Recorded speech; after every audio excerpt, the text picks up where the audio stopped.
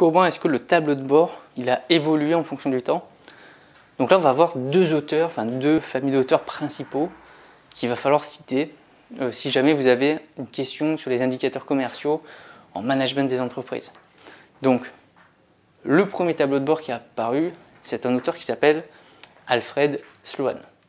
Donc, dès qu'on vous parlera de tableau de bord en management, ce qui est bien dans votre question, c'est d'abord de commencer par la théorie et de dire le premier tableau de bord qui a été créé, il a été créé par Alfred Sloan. Et ensuite, ce tableau de bord il a été amélioré par Kaplan et Norton parce qu'ils ont fait ce qu'on appelle le tableau de bord prospectif.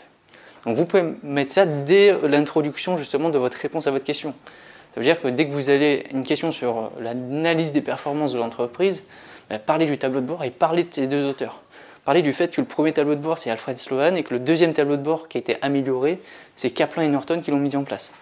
La différence maintenant qu'il y a entre les deux, le premier tableau de bord il se concentrait uniquement sur des indicateurs commerciaux et des indicateurs financiers. Donc la révolution du tableau de bord c'est quoi? C'est qu'avant il n'y avait aucune communication entre les différents magasins. Le tableau de bord a permis en un seul document, alors avant c'était un document papier, maintenant ce sont des documents numériques, donc des tableaux numériques qui se transmettent facilement grâce à des logiciels. Et ça a permis de regrouper dans le même endroit tous les indicateurs commerciaux du magasin.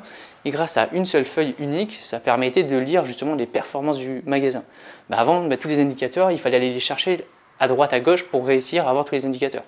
Donc c'est un gain de temps qui est énorme. Et c'est un gain aussi de temps dans la communication dans les autres magasins ou pour le communiquer aux équipes. Donc ça, c'était le premier tableau de bord, c'était une révolution déjà par rapport à ça.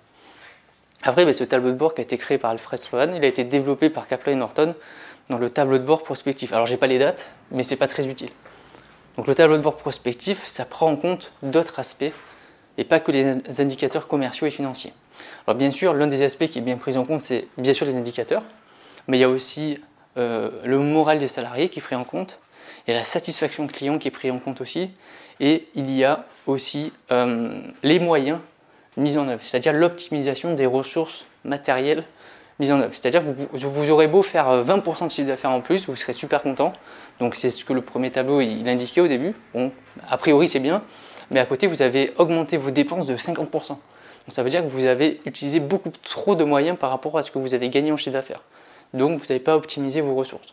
Et donc ce nouveau tableau de bord, il permet justement de faire cette nuance entre les chiffres qu'on obtient et les résultats vraiment obtenus en termes d'optimisation des moyens mis à disposition, en termes d'optimisation sur le moral et la motivation du personnel et sur la satisfaction des clients. Donc on voit bien, et je l'ai bien fait afficher, les 4 points à retenir justement pour le tableau de bord prospectif.